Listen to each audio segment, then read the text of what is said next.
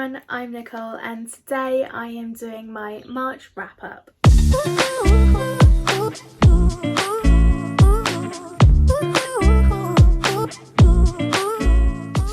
So my reading month got up to a very slow start, but the first book that I read in March was Good Omens by Terry Pratchett and Neil Gaiman. This book is about Armageddon, end of the world, that kind of thing. We follow a bunch of different characters here. We follow an angel and a demon who have been entrusted or instructed by their own sides to try and bring about Armageddon, although this particular angel and demon actually don't want to bring about Armageddon. So Armageddon is brought about when the Antichrist is born. The issue is there's like some hospital shuffling, swapping with the babies, and something goes wrong and they essentially misplace the baby in a different family. So they think he's with one family, he's actually with another, and they have no idea where he is when they eventually figure this out. So the concept is quite amusing. We also follow a character whose ancestor was a witch who wrote a book of prophecies. We follow the Antichrist himself. We follow a bunch of different people, but their role doesn't necessarily become clear until right at the end, which is something that I think I've mentioned before as a theme with I think both Neil Gaiman and Terry Pratchett. So overall I rated this one 3 stars. It's one of those books which I know is very beloved. Like I've mentioned before, I feel like it's very similar to Hitchhiker's Guide to the Galaxy. Not well, in some ways, I guess, like plot wise, you know, there's that whole end of the world blew up kind of thing. Just I feel like it has a lot of the same sense of humour, and if I'm being completely honest, it isn't my sense of humour, which is a real shame because the concept is very funny to me, and I think if it were done slightly differently I probably would have loved this book. I think I've said it before, I really would like to read the TV show. I really would like to watch the TV show because I want to give it a go anyway. I have been saying that I want to read the TV show. I've been saying that I would like to watch the TV show. I've just been waiting to read the book. So although the book isn't a favourite of mine, I definitely didn't dislike it. Like 3 stars to me is a good book, but I think I was probably just hoping for better, and I didn't realise how similar it would be to Hitchhiker's Guide. Some people might disagree with me, but I do genuinely think that they are very similar in terms of like the sense of humour. I do think the interesting thing about this book is that it discusses different topics and it hits the nail on the head with a lot of them. Like it's very real and accurate in a lot of ways. While it wasn't a favourite, I did enjoy it to an extent. I think in any book where you follow different perspectives, you have the perspective that you like the most, and so you always kind of just want to get back to that particular one because that's the one that you're most invested in. But because you're following so many different people at so many different times, you don't know when you're going to get back to the characters that you actually are interested in. So that was probably another element to it. Like I say, it is a good thing because all of these characters do have important roles and it all becomes clear at the end, but that's just how I feel. Not a favourite, did enjoy it, 3 stars overall. The next book that I read was With the Fire on High by Elizabeth Acevedo. This book follows a young girl named Emily. She is in her senior year of high school and is also raising a child. Emily has a love for cooking and she also has a gift for cooking, and basically we follow Emily through her last year of high school while she's trying to raise a child. And there's family in the sense that obviously she has a kid, but there's also family in the sense that she's actually very close with her abuela, her grandmother, and she's not very close with her father, but they have a relationship of sorts. She is close with her mother's side of the family, although she doesn't get to see them very often. So it's very family focused and very friendship focused. There is a lurking romance kind of thing, but it isn't the main focus, and I think it was really well done anyway. But yeah, we essentially follow Emily as she tries to choose between, I guess, following her dreams and wanting to do right by her daughter and what is the right thing to do. Yeah, it was a really interesting book. I also think it's really interesting in the sense that there aren't a lot of things, I guess, which talk about this topic, like teenage pregnancy and raising children while essentially you're still a child yourself. Emily comes across much older, I think, but I also think that kind of makes sense because I guess when you are a mother, no matter maybe what age you are, it kind of forces you to grow up just that little bit more. But yeah, I think the only real thing I remember growing up was 16 and Pregnant on MTV, which by the adverts wasn't a brilliant representation for teenage motherhood, if I remember correctly. But yeah, I think it's a really good book. I think it opens up discussions and conversations, and I guess tells the other sides of the story. Oh, I gave this book 4 stars. The next book that I finished was The Enchantment of Abigail Brown by Mark Waters. This book follows a 13-year-old girl named Abigail Brown who weird stuff tends to happen to her on a day-to-day basis anyway. But one day she's walking home from school and she comes across a talking cat, and things happen and she's led into this brand new world where she finds out she is a princess royalty of this world and she has to overthrow her aunt Belladora and claim the throne. This book I think takes a lot of elements from Narnia, Alice in Wonderland, Harry Potter, and there are times where I found the writing, I will say, is very descriptive and the world building is really interesting, and there's a whole array of characters and creatures and it's very imaginative. But while I liked that, there were some things which I really didn't enjoy about this book. Sometimes the dialogue wouldn't necessarily match the situation, which I found very confusing. Abigail doesn't come across like a 13-year-old girl at first, and then you find out she's actually 2000 years old and she's had a memory potion put on her. But at the beginning, I will say at the beginning, that is very confusing, and it continues to be a little bit confusing because in this new world that she's found, she starts to grow up quite rapidly, maybe to the age of like 16, possibly 18, I have no idea. The age itself isn't really said. I never really knew where she was mentally because, like I say, she doesn't read like a 13-year-old in some ways, but then even as she starts to get older physically, she still says like, oh, mummy and daddy, and you're like, well, sometimes you still sound like a 13-year-old when you're 16, but when you were 13 you were sounding in some areas more like older. So I got very confused. I think something else which I found frustrating was, I think this could have been a really great book for kids. It read in a lot of ways like a children's book, and maybe that is because of the Narnia and Alice in Wonderland and Harry Potter, like the classic type children books, which can be enjoyed by adults as well.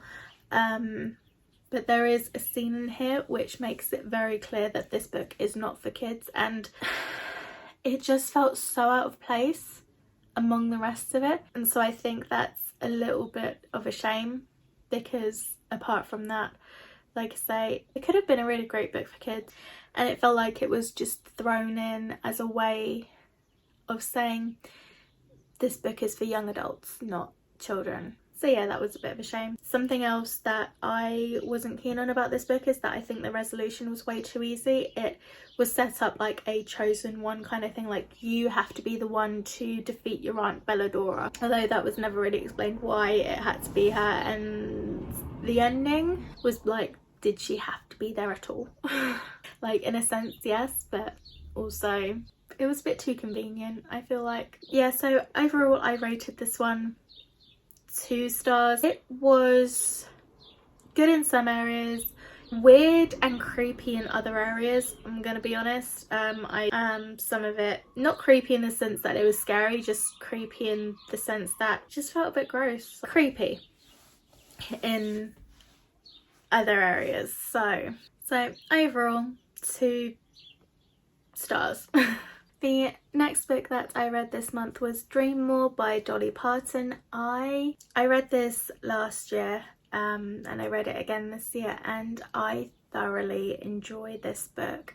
It's very short. I read it as an audiobook and it's probably like an hour, maybe an hour and a half long or something like that. It's split into 4 sections, which is Dream More, Learn More, Care More and Be More. The book just details nuggets of wisdom which Dolly Parton has picked up over the years and that she is sharing, and it's just a really inspirational, motivational, lovely book. I think the best part about this audiobook is that it is narrated by Dolly Parton, and so she is the one speaking to you and she sings throughout it as well, and it's just a really, really good book. I love it.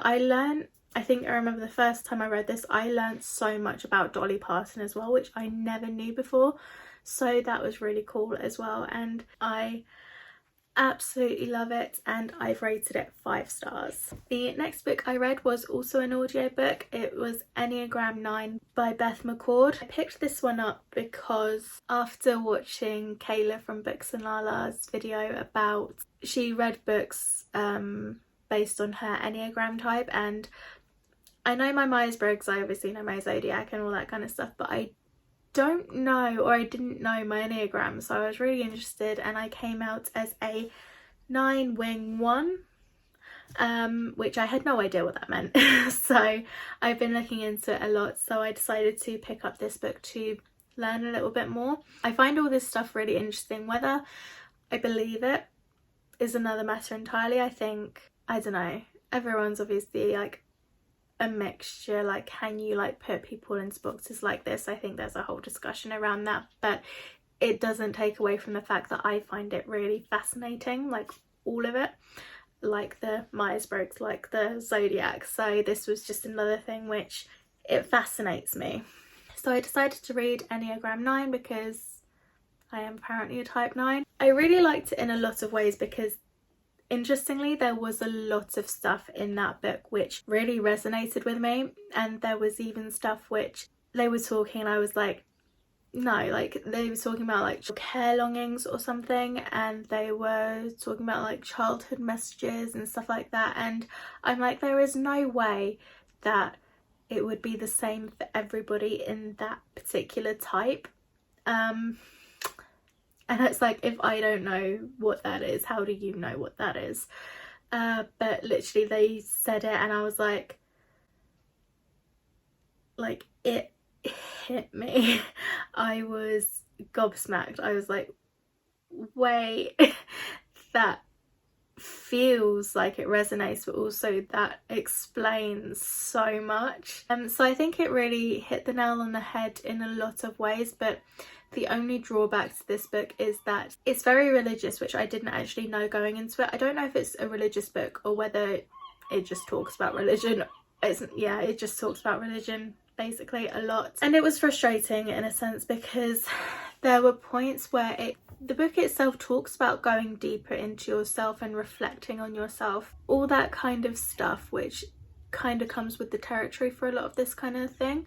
But what was frustrating is that any resolutions to how you might be feeling about a certain thing were all external, and they were all, well, don't worry because God has already forgiven you and God believes in you and God this and God that, and you're like, it was frustrating because it feels like it was just on the cusp of being really fantastic book. And I think maybe if they had partnered with like some sort of psychologists or something like that, where they could have presented like internal solutions and stuff, that would have been really well, not solutions, but internal ways to work through things. That would have been really cool. So yeah, like I say, brilliant in some ways. There are some drawbacks, so overall I gave this 3 stars. The next book I read was The Plot. This is by Daniel Morrissey, Hickson, Boyd and Campbell. I don't know whether this is a bind up of comics or if it's a graphic novel. I'm very much a novice with this kind of thing, and because I'm very much a novice, I don't know how this compares to other comics or graphic novels. I can tell you that I really enjoyed it, and as soon as I finished it, I pre-ordered the next one. I wanted to read the next one, but apparently it's not out yet. So I pre-ordered the next one. In this story, we follow Charles Blaine, whose brother and sister-in-law have been murdered, and so he has to take in his niece and nephew. He lives in a studio apartment in the city, which he doesn't think is conducive is the right word, I think, to raising children, and so he takes them back to his family house in which he was raised. This book is mysterious. It's creepy in the good way, like the good creepy. It has a lot of unanswered questions. This leaves on a literal life or death cliffhanger, so I really want to see how it goes. And overall, I rated this one 4 out of 5 stars. The next book that I read was What Most Successful People Do Before Breakfast by Lauren Vanderkam. I read this one at 3 o'clock in the morning when I couldn't sleep. I listened to it as an audiobook. I will probably have to reread it because while I found it really interesting and motivational and all that kind of stuff, it was 3 o'clock in the morning. So like I say, I found this book really interesting, motivational, but something that I will say about this book is that the information that it presents isn't necessarily new.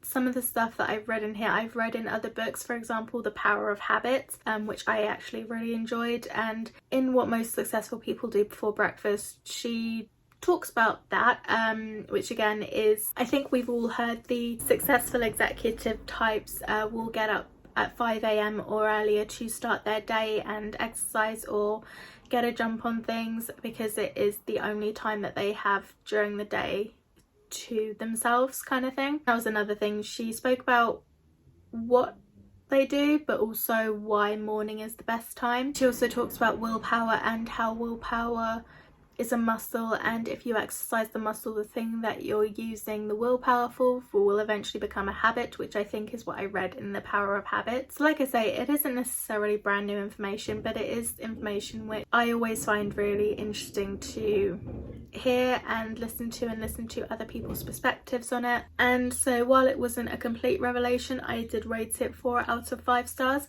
Like I say, it was 3 o'clock in the morning that I read this, so I do plan to read it again. The next book I read was The Lonely Fajita by Abigail Mann. This book follows a young woman named Alyssa. She lives in London. She's 26 years old. On her 26th birthday, she inadvertently books herself in for a cervical exam, and that's pretty much an indication of how her life is going. She works for a startup company who is developing an app, but she isn't necessarily on the payroll. She goes in, she has her expenses paid, but she doesn't actually get a salary, and she's trying to live in London. She lives with her boyfriend who pays the rent, but he decides that he wants to take a year out with his work and travel across the world.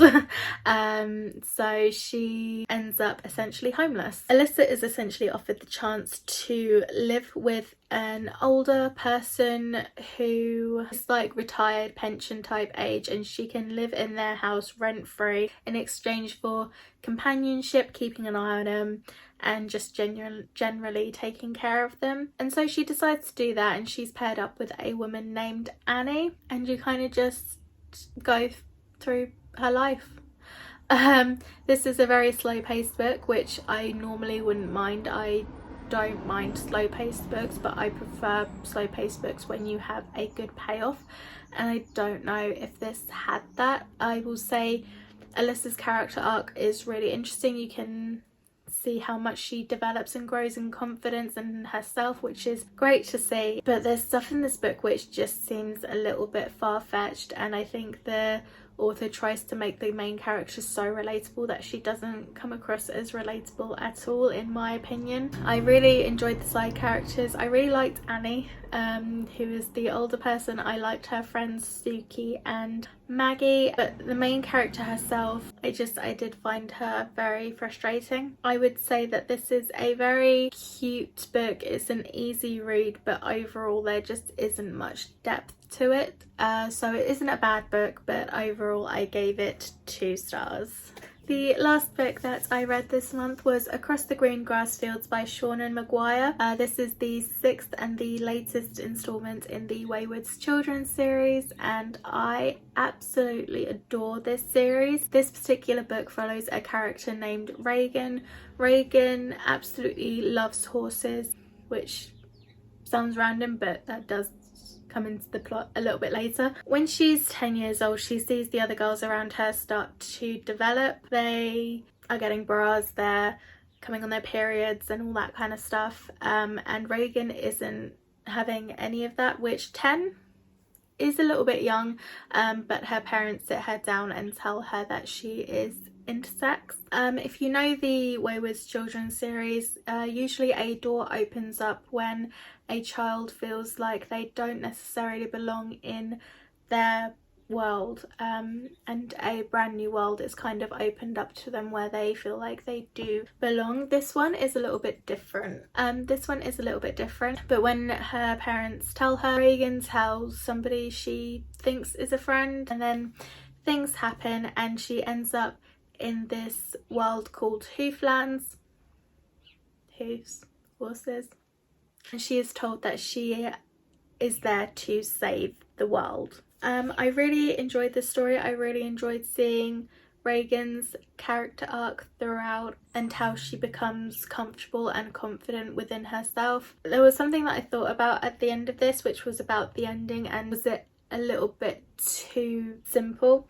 But the longer I thought about it, the more I was happy with the ending. I have no issues with it, but I can understand if other people felt that way.